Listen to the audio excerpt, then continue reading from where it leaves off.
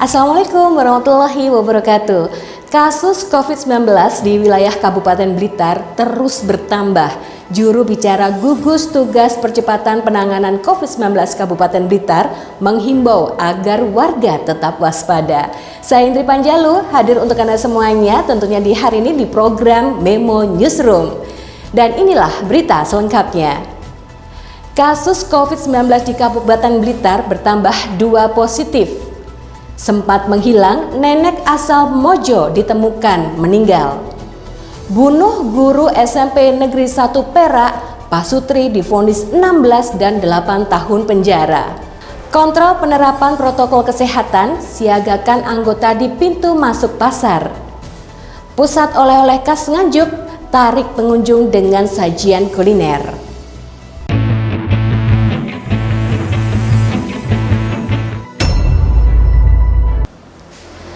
Kasus COVID-19 di wilayah Kabupaten Blitar terus bertambah. Sebanyak 2 orang dinyatakan positif terpapar virus corona setelah berpergian keluar kota. Dengan penambahan ini, berarti total kasus positif COVID-19 di wilayah Kabupaten Blitar menjadi 59 kasus. Juru bicara gugus tugas percepatan penanganan COVID-19 Kabupaten Blitar, Krisna Yekti mengungkapkan, dari hasil tracing diketahui mereka pergi ke luar kota bulan ini. Mereka adalah seorang perempuan berusia 31 tahun, warga desa Jati Tengah, Kecamatan Selopuro. Dia baru saja berpergian ke Malang dan Surabaya.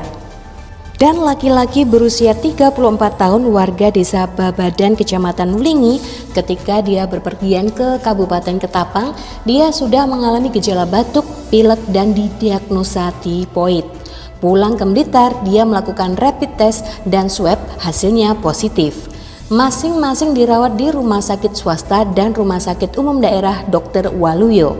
Krisna mengimbau agar warga tetap waspada, melakukan PHBS, rajin cuci tangan, menggunakan masker, dan menerapkan physical distancing.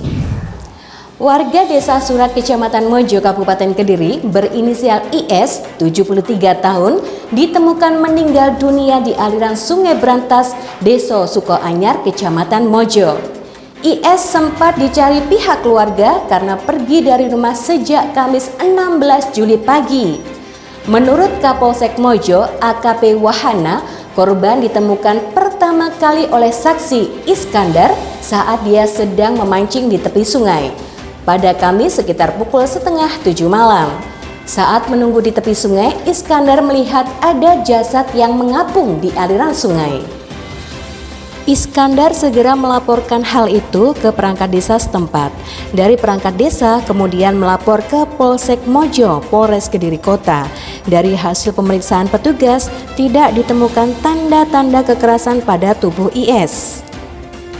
Korban murni meninggal dunia diduga karena tenggelam di sungai. Dari keterangan keluarga, IS memang sering pergi dari rumah tanpa izin. Diduga karena IS sudah pikun, dia lupa jalan pulang, kemudian terpeleset dan terjatuh ke aliran sungai. Wahyu Puji Winarno 30 tahun dan Sari Wahyuningsih 21 tahun, pasangan suami istri asal Dusun Ngerandu, Desa Cangkring Randu, Kecamatan Perak, dijatuhi vonis masing-masing 16 tahun dan 8 tahun penjara Kamis 16 Juli. Mereka merupakan terdakwa pembunuhan keji terhadap Elima Rida 45 tahun, guru SMP Negeri 1 Perak, warga Dusun Tondo Wulan, Desa Temu Wulan, Kecamatan Perak. Sidang dengan agenda pembacaan putusan tersebut dilakukan secara daring dengan mengambil 3 tempat, yakni Kejaksaan Negeri Jombang, Pengadilan Negeri Jombang, dan Lapas Kelas 2B Jombang.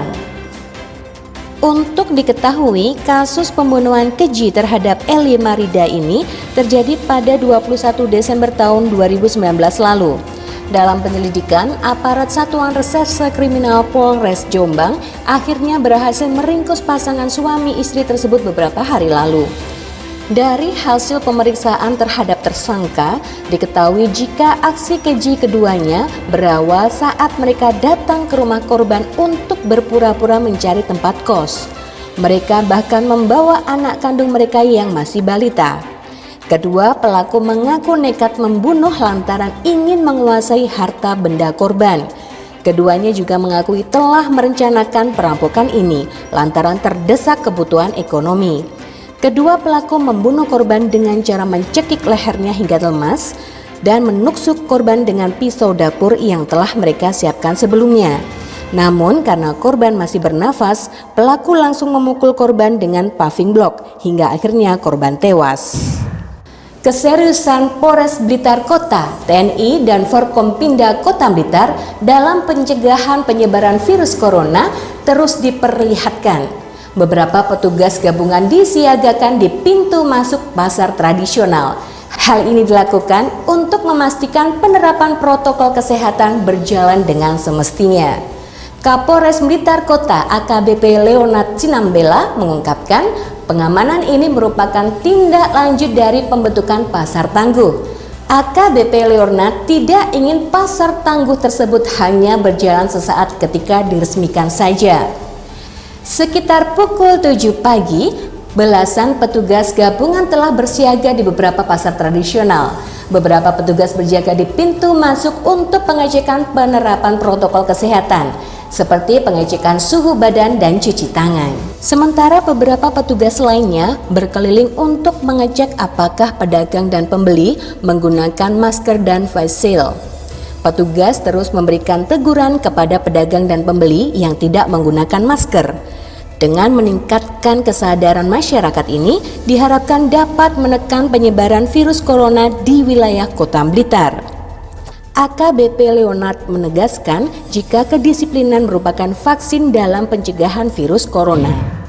Dinas Perindustrian Perdagangan Kabupaten Nganjuk baru saja melakukan soft opening gerai pusat oleh-oleh khas daerah. Gerai ini berlokasi di Jalan Raya Panglima Sudirman, Mangun di Karang, Nganjuk. Disperindak sengaja menyediakan beberapa menu kuliner dan minuman ala-ala warung guna menarik pengunjung. Lokasi pusat oleh-oleh sangat strategis, hanya berjarak 1,5 km dari exit tol dan beberapa tempat di pinggir jalan raya provinsi. Selain menu makanan dan minuman, di tempat ini juga disediakan meja kursi layaknya rest area, sehingga pengunjung bisa beristirahat dari perjalanan sekaligus pulang membawa oleh-oleh khas daerah berjuluk Kota Angin ini. Kepala Disperindak Kabupaten Nganjuk Heni Rostanti menjelaskan konsep pusat oleh-oleh yang digagas ini merupakan paduan antara pemasaran sistem online maupun offline.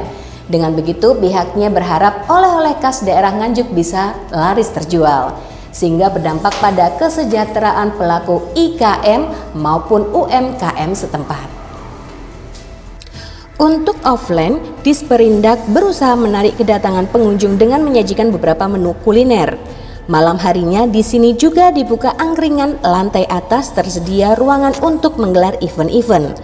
Sedangkan untuk pemasaran via online, Disperindak memilih cara paling efektif dengan menggandeng marketplace besar. Pihaknya mengusung brand e-commerce dengan nama Nganjuk Tukuo x Bukalapak.com. Heni menyebutkan dalam soft opening ini terdapat 50 industri kecil menengah dan ratusan produk UMKM yang siap dipamerkan serta dipasarkan. Usai sudah kebersamaan kita di Memo Newsroom akhir pekan hari ini. Saya Indri Panjalu pamit, terima kasih atas kebersamaannya. Mohon maaf kalau ada salah kata. Wassalamualaikum warahmatullahi wabarakatuh.